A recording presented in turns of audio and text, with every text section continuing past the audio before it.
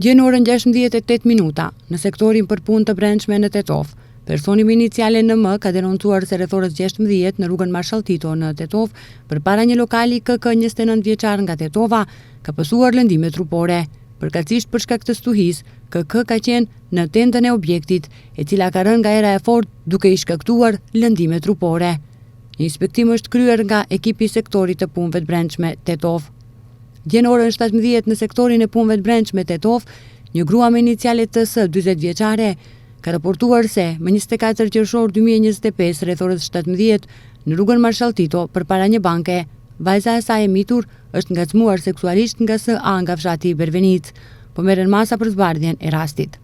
Gjë në orën 11 pjesëtarët e policisë të Tetovës vepruan sipas një njoftimi të marrë më parë se në rrugën lokale nga Tetova për në fshatin Trebosh, në një armë me sipërfaqe prej afërsisht 500 metër katror, kishte mbjellur kanabis.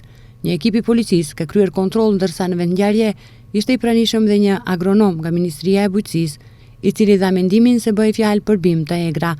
Duke ndjekur udhëzimet e prokurorit publik nga Prokuroria Themelore Publike në Tetov, rënjët u shkatruan. Gjë në orën 11 në policinë e Gostivarit u raportua se në fshatin Vrapçisht, një motociklet me targa të Gostivarit e drejtuar nga SM 52 vjeçar nga fshati Dobërdoll doli nga rruga. Me këtë rast drejtuesi pësoi lëndime të rënda, të cilat u konstatuan në qendrën mjekësore të Gostivarit.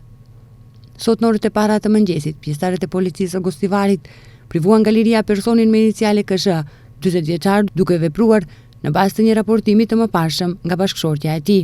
Në banesën e tyre, KSH ishte sjell në mënyrë agresive dhe e kishte kërcënuar me thikë në dorë, e më pas e kishte sulmuar fizikisht. Pas dokumentimit të plotë të ngjarjes, kundër tij do të ngrihet padipërkatëse.